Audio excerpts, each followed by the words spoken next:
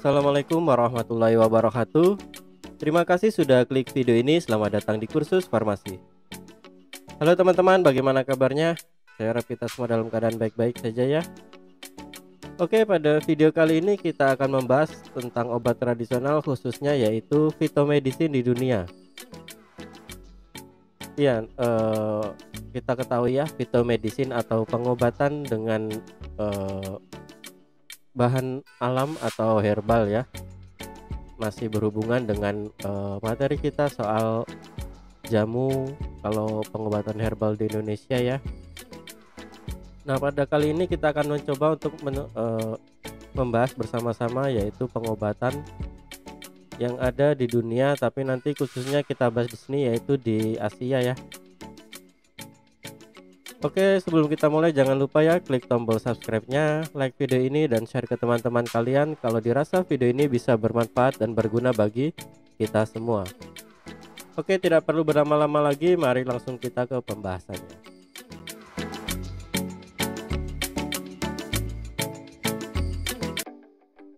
Iya, yang pertama kita bahas yaitu tentang traditional Chinese medicine atau TCM. Iya, mungkin dari kalian sudah banyak yang mengetahui atau pernah melihat atau mungkin pernah berobat ya di klinik TCM atau di apa ya menyebutnya, toko obat Cina atau pengobatan Cina alternatif gitu ya. Iya, TCM ini atau Chinese medicine ini filosofinya berdasarkan holistic therapy dengan menggunakan konsep dari keseimbangan antara eh, dua, di sini nanti ada dua sisi yang harus seimbang dijaga gitu ya. Ya, kalau kita lihat terapi holistik berarti dia tidak berdasarkan dari eh, obat-obatan dari traditional Chinese medicine sendiri itu ya teman-teman, atau ramuan ya, tetapi juga nanti mencakup semua yang akan diobati untuk menyembuhkan suatu penyakit. Iya, contohnya nanti kalau di TCM ini tidak hanya dengan obat-obatan tapi juga mungkin dengan bantuan terapi ya. Mungkin kalau kalian kenal ada akupuntur dan lain-lain. Iya, di TCM ini karena pengobatan tradisional jadi masih terbatas dalam pengobatan yang sifatnya berdasarkan turun-temurun tentunya, dan juga berdasarkan kepercayaan ya. Jadi ada tahayulnya di situ, seperti juga pengobatan tradisional yang ada di seluruh dunia maupun di Indonesia ya. Ya mungkin kalau kita ibaratkan seperti kayak orang pintar atau dukun di Indonesia gitu ya, itu kan juga berdasarkan turun-temurun, berdasarkan kepercayaan dan juga bersifat empiris gitu ya teman-teman. Mungkin kalau di Indonesia nanti ada kayak tangkal putung gitu ya dan lain-lain. Iya, lalu untuk traditional Chinese medicine ini dia mempercayai adanya qi atau qi ya. Ya, tapi biasa penyebutannya qi ya kalau tidak salah, qi. Nanti ada pengobatan namanya qigong gitu ya untuk TCM. Iya, essential life force dari qi ini atau energi ini ya mungkin hampir sama seperti apa ya, kalau di film Naruto itu kayak cakra gitu ya. Nah, qi ini sifatnya transferable ya. Contohnya dia bisa membawa ekstrak makanan gitu ya dari darah, ditransferkan atau di antar disebarluaskan ke dalam tubuh. Contohnya breathing extract qi from the air and transfer it to the lung. Jadi qi ini juga mengantarkan oksigen gitu ya, udara oksigen, dan mentransfernya ke dalam paru-paru gitu. Iya, jadi di TCM itu dia masih mempercayai adanya energi di dalam tubuh. Iya, kalau kita kenalkan di pengobatan eee, modern ya, itu namanya darah gitu ya, untuk mengantar sari makanan ke seluruh tubuh beserta dengan oksigen. Nah, kalau di TCM ini dia menyebutnya Qi. Jadi keren ya, pengobatan zaman dulu sekali ini TCM ini sudah mengenal adanya Qi yang sekarang di pengobatan modern mungkin kita sebutnya sebagai darah gitu ya. Iya, jadi walaupun ini pengobatan yang sangat tua ya, pengobatan yang sudah sangat lama ada, tetapi untuk dasar-dasar pengobatannya pun hampir sama dengan pengobatan modern yang berkembang cukup pesat belakangan ini ya, yang mungkin sekarang kita gunakan untuk sebagai pengobatan pada umumnya ya teman-teman. Jadi bayangkan orang zaman dulu masih terbatas dengan pengetahuan sains, lalu juga alat, tidak seperti sekarang ya, mereka sudah bisa merumuskan pengobatan seperti ini. Nah, itulah hebatnya orang terdahulu ya. Iya, Qi sebagai essential life force itu menyangkut dari quality, kuantitas ya, quantity dan juga keseimbangan dari Qi tersebut. Nah, nanti di TCM ini nanti akan dibagi menjadi dua ya teman-teman. eh, Qi itu yaitu kita kenal ada yin dan yang. Ya, lalu juga makanan, lalu udara itu kan akan sangat berpengaruh terhadap kesehatan ya. Jadi pola makan, lalu pernapasan exercise untuk melatih pernapasan itu sangat penting ya. Ya, selain itu nanti kita bisa eh, menghubungkan atau menggunakan herbal sebagai eh, membantu untuk proses kesembuhan ya di TCM ini. Ya, kita kenal tahu juga ya, TCM itu terkenal dengan eh, pengobatan herbalnya ya, menggunakan tanaman herbal, tanaman tradisional mereka gitu ya. Nah, ini adalah konsep dari TCM ya. Dari awalnya tadi Qi lalu dibagi menjadi dua, di mana dua komponen utama ini atau dua sisi ini harus saling seimbang, yaitu disebut dengan yin dan yang.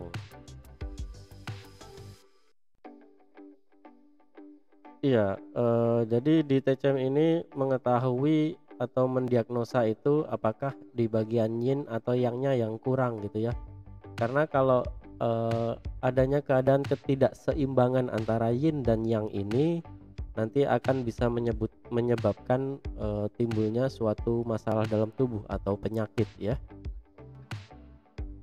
Ya, lalu juga yin dan yang ini nanti di breakdown lagi ya. Nanti ada menjadi 5 elemen atau 5 elemen utama ya.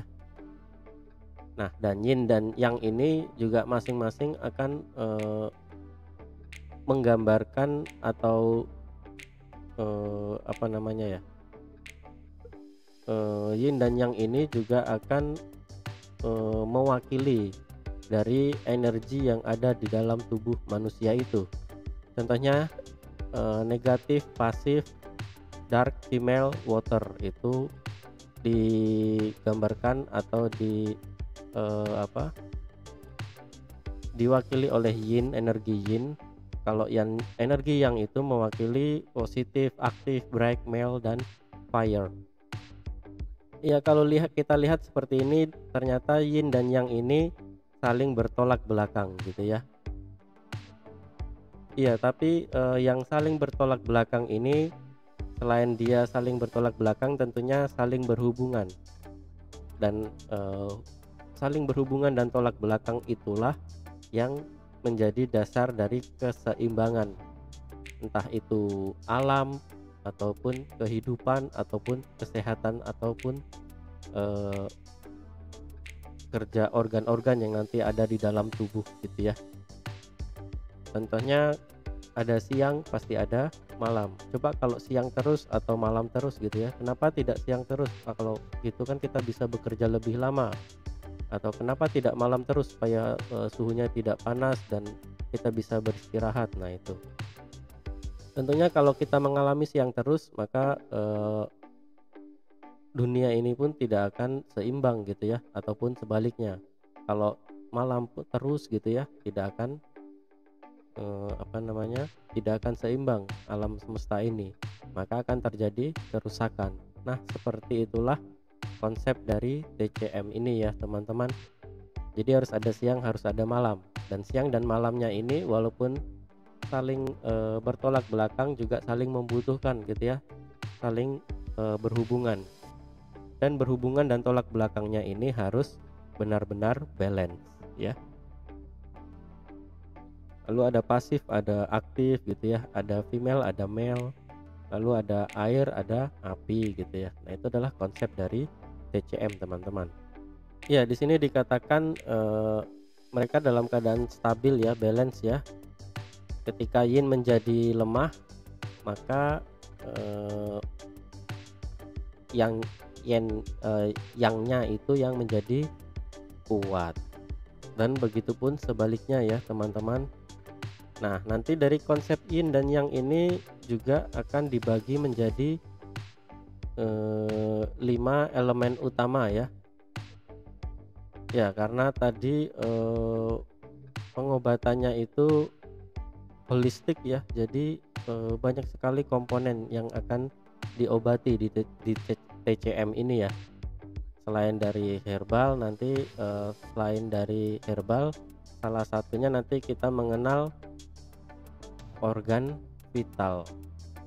Ya, kalau di TCM ini digambarkan masing-masing ada 5 elemen utama, di mana earth itu diwakilkan oleh fire ya.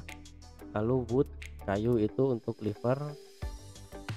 Ya, earth itu untuk spleen, lalu metal itu untuk lungs ya, dan water untuk kidney. Nah, lalu sebelum kita masuk ke semua itu, kita harus juga tahu dasar dari pengobatan tradisional Chinese medicine ini, di mana masing-masing organ itu akan terkoneksi oleh suatu yang disebut dengan meridian ya. Iya, meridian itu merupakan saluran tempat mengalirnya energi qi dari satu organ ke organ yang lain, atau yang mengalirkan ke seluruh tubuh tadi ya teman-teman. Nah, meridian inilah yang nantinya akan menjadi cikal bakal dari pengobatan tradisional Chinese medicine, yaitu tentang akupuntur ya. Iya, kalau kalian tahu akupuntur itu yang pakai jarum itu ya, disuntik-suntikan. Nah, jadi kalau di TCM, tabibnya itu nanti akan memeriksa di organ manakah yang tidak mencapai keseimbangan gitu ya. Apakah di organ jantungnya, atau di paru-parunya, atau di hatinya, atau mungkin di ginjalnya gitu ya. Nah, contohnya kalau di ginjal, nah nanti akan dilihat aliran qi yang dari awal sampai ke ginjal ya. Nah, itu kan ada beberapa titik. Kalau kalian pernah lihat ada patung ya, patung terus ada titik-titik. Nah, itu adalah titik-titik di mana nanti akupuntur akan ditancapkan ya. Dan sepanjang itulah adalah meridiannya. Jadi nanti pengobatannya itu kalau contohnya ginjalnya yang bermasalah gitu ya, tidak ginjalnya yang di akupuntur, tetapi meridiannya yang dari awal sampai ke ginjal itulah yang akan akupuntur, ditancapkan jarum gitu ya teman-teman. Nah ini juga sama, kalau kalian mungkin pernah nonton film Cina ya, eh, Wong Fei Hung ya, itu kan tabib Cina ceritanya. Nah dia juga menggunakan teknik akupuntur ini teman-teman. Ya lalu juga selain menggunakan akupuntur, tentunya nanti akan dibantu dengan atau simulasi ya, atau simulated dengan herbal, sehingga nanti pengobatannya jauh lebih baik ya. Jadi ada pengobatan secara akupunturnya dengan menotok atau menusuk jarum pada meridiannya ya, titik-titik meridiannya, lalu dibantu dengan herbal. Nah itulah konsep dari TCM teman-teman. Iya, TCM ini juga merupakan pengobatan yang cukup tua ya, bahkan iya dikatakan pengobatan ini itu sudah ada mulai dari dinasti Shang ya, tahun 1600 sampai 1046 sebelum Masehi. Lalu juga ada disebutkan di dinasti Zhou tahun 1045 sampai 221 sebelum Masehi. Iya, selain dari internal faktor tadi, berarti mengobati dari dalam tubuhnya ya. Internal faktor itu kita bisa katakan seperti itu, seperti akupuntur maupun dengan herbal.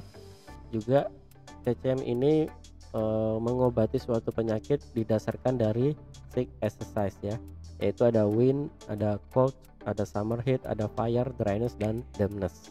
Iya, lalu kenapa sih kok ada lagi yang dari lalu ada dari bagian eksternal yang bisa menyebabkan sakit gitu ya, dan digunakan sebagai dasar pengobatan dari TCM. Karena seperti yang disebutkan di awal tadi ya, ini pengobatan holistik, jadi semuanya diobati gitu ya. Mungkin kalau pengobatan sekarang itu lebih menjurus pada penyakitnya, tapi kalau pengobatan tradisional TCM ini secara holistik, maka dia akan mengobati penyakitnya dari dalam maupun dari luar. Iya, karena kembali lagi sebetulnya kalau di TCM itu disebutkan penyakit itu berdasarkan juga dari faktor eksternal seperti kecemasan, lalu ada kesedihan, lalu ada takut dan lain-lain. Nah itu yang bisa menimbulkan penyakit yang sebetulnya berdasar yang asalnya dari pikiran kita sendiri ya. Iya, maka dari itu nanti juga diobati yang dari faktor eksternalnya juga teman-teman. Iya, tapi kebanyakan manusia ya, orang-orang jika sehat itu tidak terefek ya dari 6 konsep ini, tetapi jika mengalami defisiensi Qi ya, atau weather condition abnormal, maka ini mungkin bisa menyebabkan problem, masalah gitu ya. Iya, jadi phytomedicine di konsep TCM ini juga mengenal fase eksternal, yaitu dari weather ya, atau cuaca di luar. Jadi kurang lancarnya pengaliran Qi atau mungkin ketidakseimbangan antara yin dan yang di dalam tubuh juga bisa didasarkan dari eksternal faktor dari weather ini ya. Ada angin dingin, lalu ada kekeringan, ada panas gitu ya. Nah ini tadi ya, seperti yang kita bahas di sebelumnya ya, dia juga bisa diakibatkan oleh dari emosi yang berdasarkan dari akal pikiran kita. Ada joy, anger, anxiety ya, fright, concentration, fear, grief gitu ya. Nah ini bisa menimbulkan yin dan yang tidak seimbang teman-teman. Jadi kalau sekarang kalian mungkin banyak pikiran, banyak apa ya, marah gitu ya, banyak takut, banyak anxiety, banyak galau gitu ya. Nah, coba dihilangkan dulu pikiran-pikiran itu teman-teman, karena ternyata menurut TCM itu bisa mengakibatkan yin dan yang tidak seimbang ya, dan nanti akan mengakibatkan timbulnya penyakit. Lalu juga seven emotion ini bisa memblok ya ki di dalam meridian ya, sampai ke organ vital kita. Tentunya nanti organ vital kita bisa mengalami masalah ya. Ya, jadi itulah beberapa penyebab dari emosi kita ya, keadaan emosi pikiran kita atau external excesses yang bisa menyebabkan eh, sakit ya. Tetapi ada exception ya, ada pengecualian di mana termasuk epidemic, insect dan animal bites, worm infestation and hereditary disease ya. Ya, jadi ada pengecualian kalau kita nanti beda kasusnya ketika mengalami fase penyakit endemik gitu ya. Lalu ada gigitan serangga atau hewan, lalu ada infeksi dari cacing gitu ya, dan penyakit turunan. Nah, itu teman-teman adalah konsep dari TCM. Ya, ini adalah basic principle dari TCM ya, dimana pertama didasarkan dari ki yang diantarkan oleh meridian tadi ya, sampai ke keseimbangan tubuh antara yin dan yang.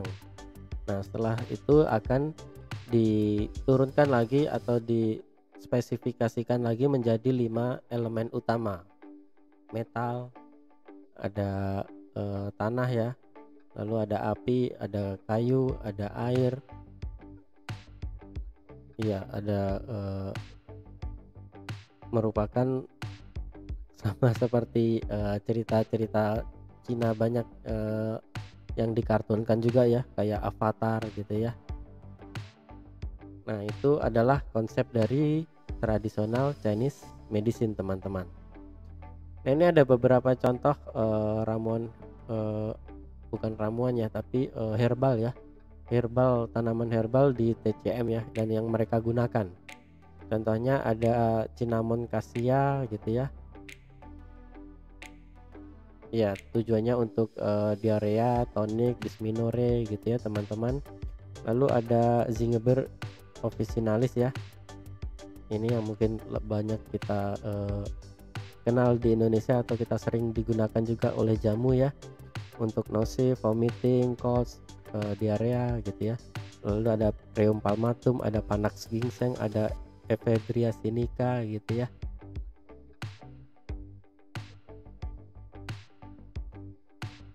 Ya, itu tadi beberapa contoh tanamannya. Nanti kalian bisa coba update lagi dan cari lebih banyak lagi, tentunya dari jurnal penelitian ya. Nanti ketik saja keywordnya traditional Chinese medicine gitu ya, jurnal. Nah, nanti pasti akan keluar. Oke, yang selanjutnya yaitu ada Ayurveda. Ya, mungkin kita di Indonesia menyebutnya Ayurveda bacanya ya, tapi kalau mereka kayaknya Ayurveda ya. Ayurveda ini adalah pengobatan tradisional yang cukup hampir tertua juga ya di India ya, asal usulnya. Iya, Ayurveda ini adalah sistem pengobatan dari Sacred Hindu Medicine.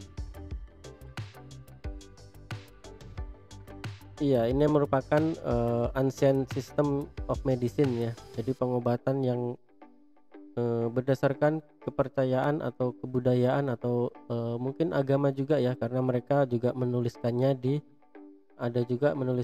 di kitab mereka ya, kitab orang Hindu India ya, kalau nggak salah namanya apa ya, Bhagavad Gita ya. Iya, Bhagavad Gita itu juga dituliskan di situ ya. Dan sistem pengobatan tertua India ini, Ayurveda ini masih digunakan sampai sekarang, teman-teman. Iya, Ayurveda ini juga mendasari banyak sekali pengobatan, disipliner pengobatan yang ada sekarang, teman-teman.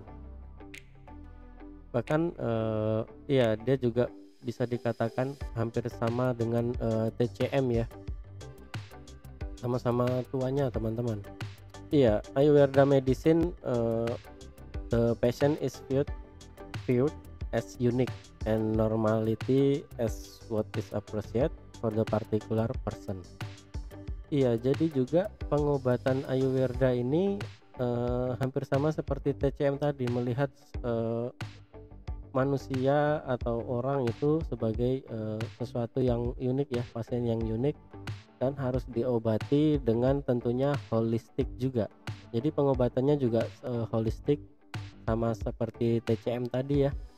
Jadi kalau sakit tertentu, organ tertentu, tidak cuma organ tersebut yang diobati, tapi semuanya yang akan bisa berhubungan dan menjadi faktor munculnya penyakit itu yang diobati, teman-teman.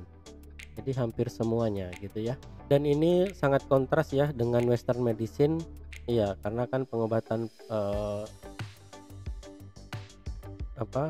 pengobatan di sekarang ini atau yang Western medicine ini, dia menggeneralisir pasien gitu ya. Kalau pasien sama-sama sakit ginjal gitu ya, oh nanti disamakan gitu. Kalau di Ayurveda ini tidak, teman-teman. Nanti Ayurveda ini penyakit satu pasien punya sakit ginjal, nanti akan dilihat penyebabnya itu apa, dan nanti pasti akan berbeda dengan pasien nomor 2, nomor 3, nomor 4 yang sama-sama sakit ginjal gitu ya. Karena nanti kita ada tiga, kalau di Ayurveda ini ada 3 unsur penting ya.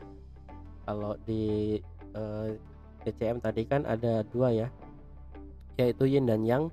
Kalau di Ayurveda ini ada 3 ya.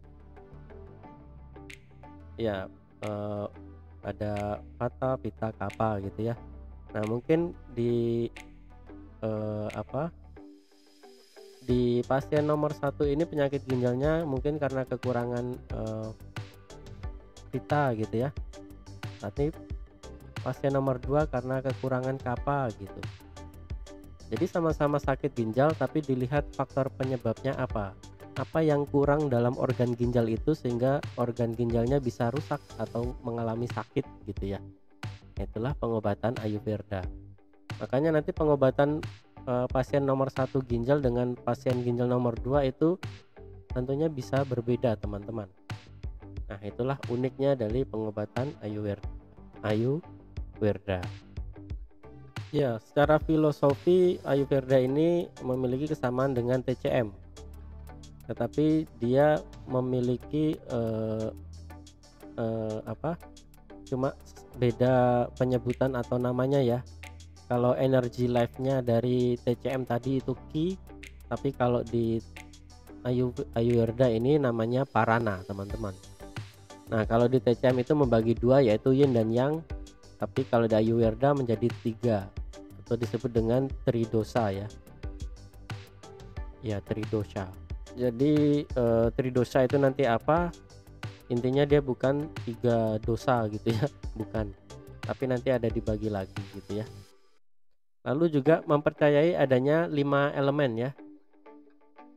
Yaitu ada seperti tadi ya, air, api, tanah, angin ataupun metal tadi ya. Tetapi mereka cukup berbeda nanti ya, walaupun sama-sama 5 elemen. Iya, lalu di konsep tadi prana itu sebagai life energy ya, sebagai energi vitalnya dari pengobatan Ayurveda ini, bagaimana dia mengaktivating antara tubuh dan juga pikiran. Iya, lalu nutrien prana ini dari udara memberikan energi ke vital prana di dalam otak ya.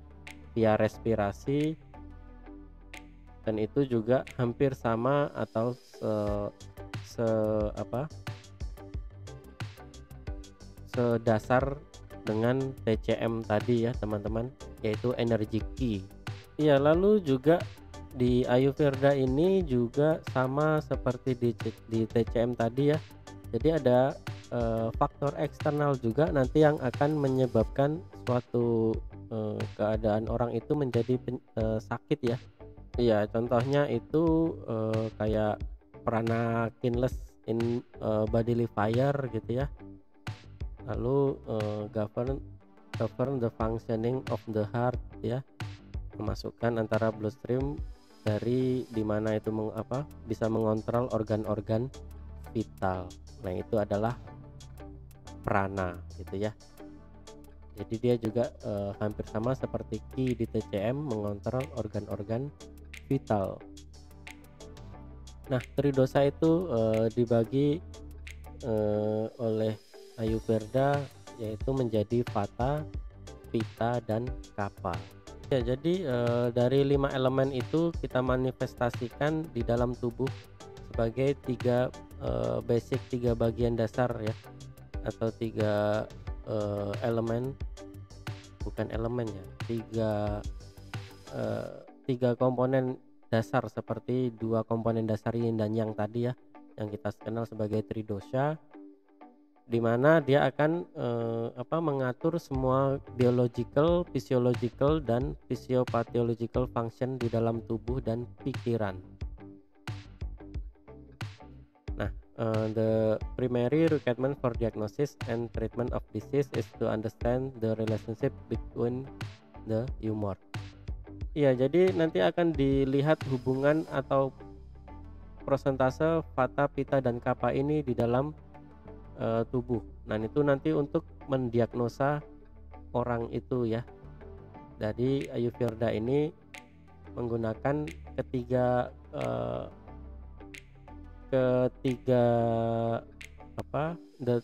humors ini, vata, pitta, dan kapha ini, untuk mendiagnosanya. Apakah kalau dia sakit ginjal itu vatanya yang kurang, atau pitanya yang kurang, ataukah kaphanya yang kurang gitu ya. Nah, itulah nanti diagnosanya seperti itu kira-kira teman-teman. Iya, ketika ketiga komponen tadi ya, tridosha tadi bekerja secara harmonis dan fungsinya balance ya, seimbang, maka dia akan menghasilkan kesehatan ya, dan feeling of well-being in the individual. Jadi akan sehat secara mind dan juga body gitu ya. Bagaimanapun kasus of imbalance and disharmony, the result is illness or disease. Ya, jadi sakit atau penyakit gitu ya bisa timbul karena ketidakseimbangan antara ketiga tadi. Ya, karena ketiga tadi tridosha ini bertanggung jawab untuk physiological phenomena ya, including basic human emotion. Seperti seven emotional di TCM tadi ya. Di sini juga diatur adalah basic human emotional seperti takut gitu ya, marah, greedy, dan more complicated sentiment such as understanding, comparison, and love, and such as the foundation of the psychomatic nature of man. Iya, jadi tridosha itu juga bertanggung jawab juga ya, bukan hanya tubuh tapi juga keadaan emosional atau pikirannya ya.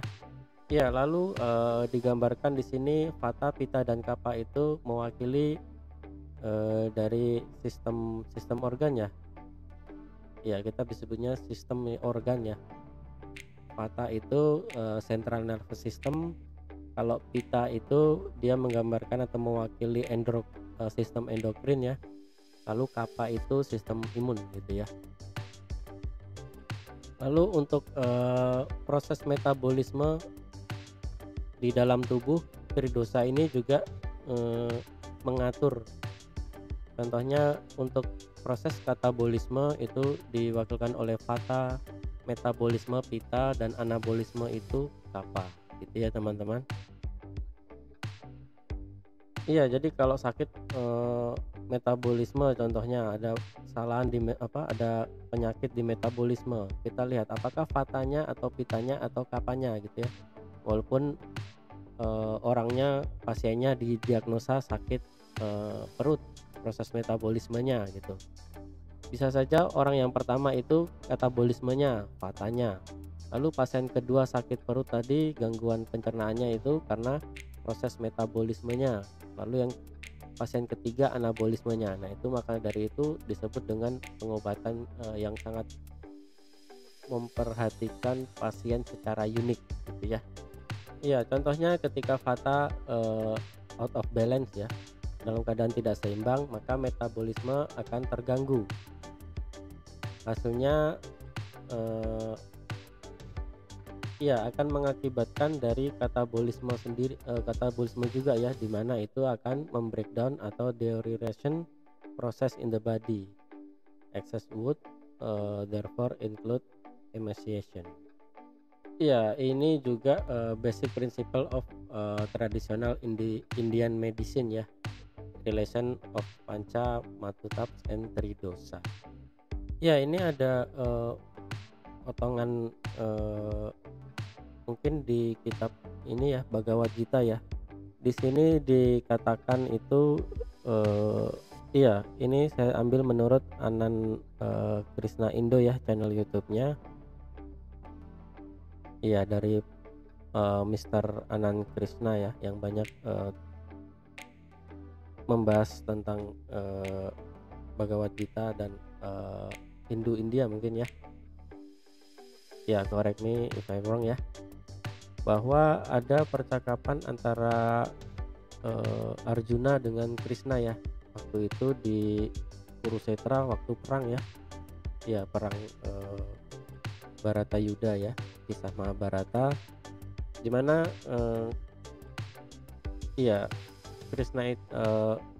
Arjuna itu bertanya kepada Krishna ya, sebetulnya apa sih tubuh gitu ya, intinya gitu ya. Nah, Krishna itu menyebutkan ada 5 elemen ya, ada air, api, tanah, angin, dan ether atau substansi ruang. Lalu selain itu juga nanti sebetulnya ada juga materi yang tidak tidak termanifestasi gitu ya. Contohnya atau yang belum bisa dimanifestasikan seperti seperti air, tanah, api tadi ya. Contohnya ada obsesi, harapan, impian, dan sebagainya. Nah, ternyata obsesi, harapan, impian, dan sebagainya itu juga nanti bisa mengakibatkan timbulnya suatu masalah atau penyakit di basic pengobatan dari Ayurveda ini teman-teman. Lalu Krishna ya juga mengatakan 10 indera kegiatan dan persepsi, ada mata, hidung, mulut, telinga, dan kulit, penglihatan, penciuman, pengecapan, pendengaran, dan persentuhan,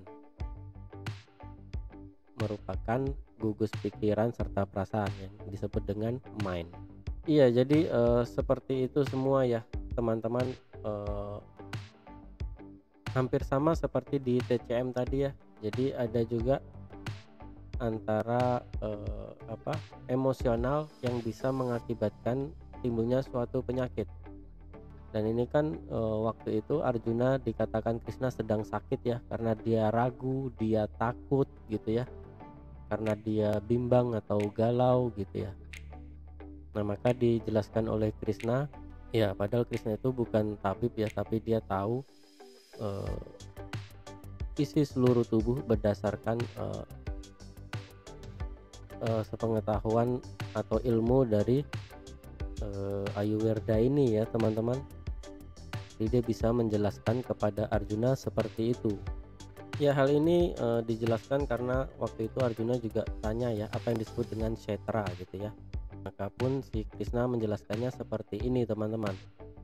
Adapun keinginan, kebencian, suka duka, hubungan dan pergaulan, kesadaran dasar, keteguhan, semuanya itu dengan segala keberagamannya disebut dengan kshetra atau iya seluruh tubuhnya itu atau alam semesta itu ya.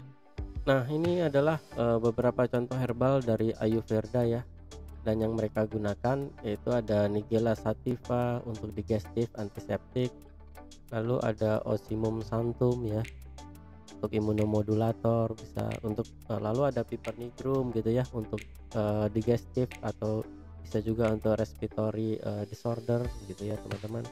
Dan masih banyak lagi nanti akan kalian bisa dapatkan di jurnal penelitian ataupun dari sumber review jurnal atau buku ya. Ya, kalau ini diambil dari Hendrik M. et al. Ya di Fundamental of Pharmacognosy and Phytopharmacy tahun 2004. Nah, nanti di sini juga disebutkan ya black pepper atau Piper nigrum itu manifestasi dari Vata dan Pitta gitu ya, Kapha dan Vata dan lain-lain. Oke, selanjutnya kita bahas yaitu pengobatan tradisional Jepang yang kita sebut dengan Kampo. Ya, ini originally dari tradisional Chinese medicine ya. Jadi dia mengacu pada TCM teman-teman.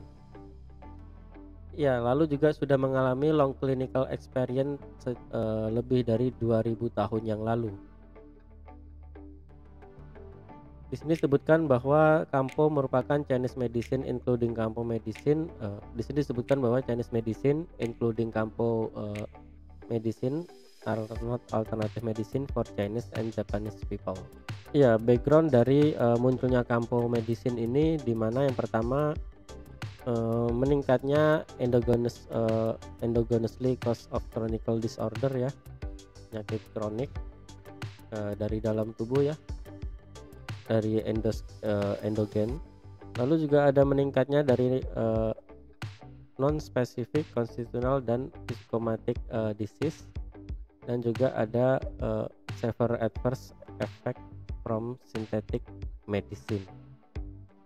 Ya, ini adalah background dari munculnya pengobatan Kampo di Jepang. Lalu adaptability of Kampo medicine. Iya, yang pertama penyakit yang lebih concern kepada physical function ya, atau fungsi fisiknya. Lalu tidak termasuk adaptability dari operation, low response for modern medical treatment. Jadi karena respon yang rendah ya dari pengobatan modern. Lalu juga kesulitan dalam aplikasi atau pengaplikasian di modern medical treatment ya, karena efek samping mungkin dari pengobatannya ya, pengobatan dengan obat sintetis dengan modern medical itu.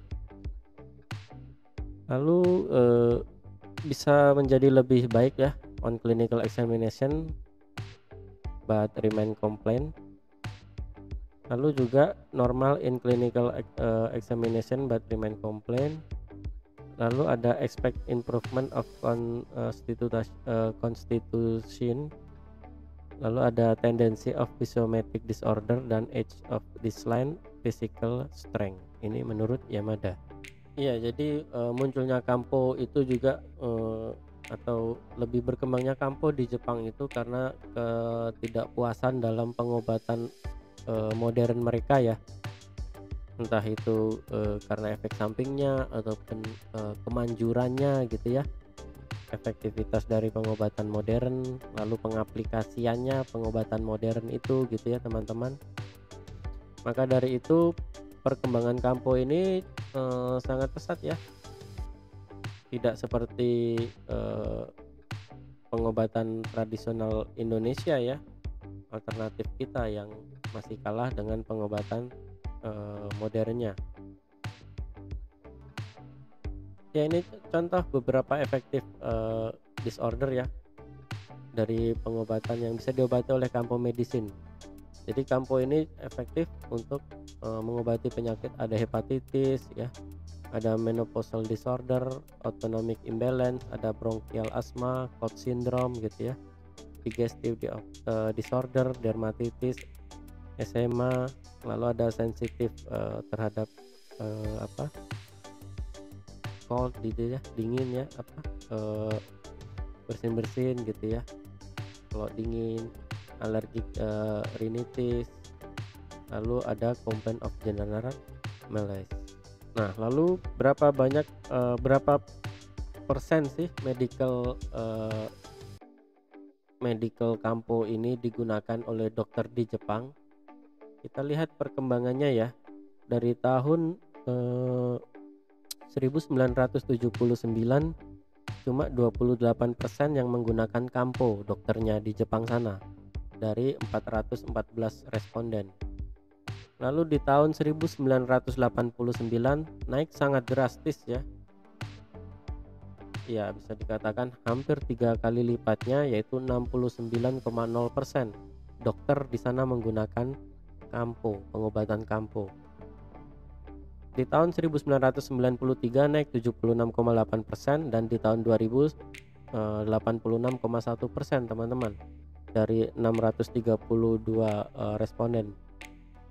Jadi ya perkembangannya sangat pesat untuk pengobatan tradisional yang ada di Jepang ini ya, kampo ini.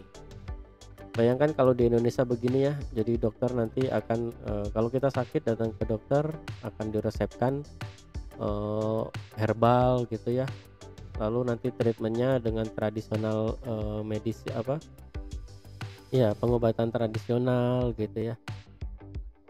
Nah ya bisa dibayangkan ya, kalau begitu kita akan sangat kaya dan sangat sehat tentunya ya, karena kita negara nomor 2 setelah Brazil ya untuk kekayaan flora fauna kita yang kita bisa gunakan sebagai obat-obatan ya teman-teman. Ini tahun 2000 ya. Nanti di tahun 2000 di atas tahun 2000 sampai sekarang mungkin kalian bisa cari ya data ini ya. Berapa persen sih dokter di Jepang yang menggunakan tradisional medicine ya untuk pengobatannya.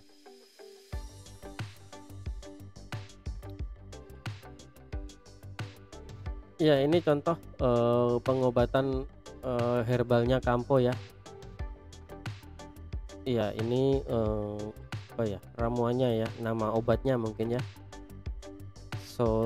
Saikoto gitu ya. Kalau TCM-nya Xiao Cai Hu Tang. Iya, di situ disebutkan ada Blueberry radix, ada Pineal tuber gitu ya, ada ginseng radix, ada zingiberries rhizome. Lalu untuk takarannya juga sudah ada ya. Lalu prosesnya nanti di decoction gitu ya. Iya, dan kalau kita lihat seperti ini sama seperti formula ya teman-teman. Maka dari itu perkembangan sangat pesat di Jepang itu karena iya, ramuannya itu sudah dijadikan formula, bahkan sudah sampai ke sudah sampai di sediaan teman-teman. Bayangkan mereka dari proses decoction ya, terus di freeze dry, terus di preparation menjadi granul atau fine granul, itu tahun 1976 loh. Sudah jadi bentuk sediaan teman-teman. Bahkan sudah di-approve 147 jenis dari formulasi kampo ya teman-teman, yang dicatat atau terdaftar di Ministry of Health and Welfare of Japan. Ya, ini cover by National Health Insurance System tahun 1976. Bayangkan teman-teman, sangat pesatnya perkembangan pengobatan tradisional di Jepang ya. Ya, mungkin bisa sebagai acuan atau dasar kita memacu untuk meningkatkan lagi tanaman herbal Indonesia sebagai pengobatan ya. Ya, lalu dasar dari kampo ini juga sama seperti TCM ya, pastilah karena dia pengobatan kampo ada ini berdasarkan dari TCM ya, lahirnya dulu ya. Maka ada 3 energi vital juga ya. Kalau di sini disebutnya Qi atau energi vital ya. Lalu dibagi ya selain Qi nanti ada Ketsu atau blood, lalu ada Sui. Ya Sui bahasa Jepang ya, bukan bahasa Indonesia. Iya, kesannya sangat kasar Sui. Ya, Sui drug itu modulate imun sistem ya, atau menyangkut bertanggung jawab atas sistem imun. Qi itu untuk memodulasi physical activity. Kalau Ketsu itu modulate circulatory system dan hormone function. Ya, ini contoh dari harmony of Qi, Ketsu, Sui dalam endocrine system dan circulatory system ya teman-teman. Ya, ini ada kombinasi efek dari kampu medisin ya. Contohnya ada formula Mauto atau TCM-nya Ma Huang Tang ya, untuk indikasi influenza gitu ya. Nah, di sini ada Ephedra herba, ada menggunakan Ameniaceae semen gitu ya, ada Glycericae redic, ada Cinnamomum cortex gitu ya. Lalu ada Makyo Kansekito, Makyo Yoku Kanto gitu ya. Dan nanti tentunya ini nanti kalian bisa lebih pelajari, lebih perdalam lagi ya. Mungkin dengan mengacu pada jurnal penelitian pasti sudah sangat berkembang ya untuk penelitian yang update ini tentang pengobatan tradisional Jepang atau Kampo, ataupun bisa mengacu pada buku ya. Iya, shout out to Mr. El Fahmi ya. Dulu ini dosen saya juga, saya pernah diajari oleh beliau, berasal dari ITB ya, yang fokus ke penelitian penelitian bahan herbal ya. Iya, kalau tidak salah ya. Beberapa slide ini juga saya ambil dari kuliah beliau ya, Dr. El Fahmi MSI ya kalau tidak salah namanya ya. Sadat saya thanks to Mr. El Fahmi ya. Terima kasih sudah mengikuti video ini sampai selesai ya. Semoga sedikit pengetahuan ini bisa bermanfaat bagi kita semua. Jangan lupa yang belum subscribe, support terus channel ini ya dengan cara subscribe dulu, like dan juga share. Oke, sampai ketemu di video selanjutnya ya. Assalamualaikum warahmatullahi wabarakatuh.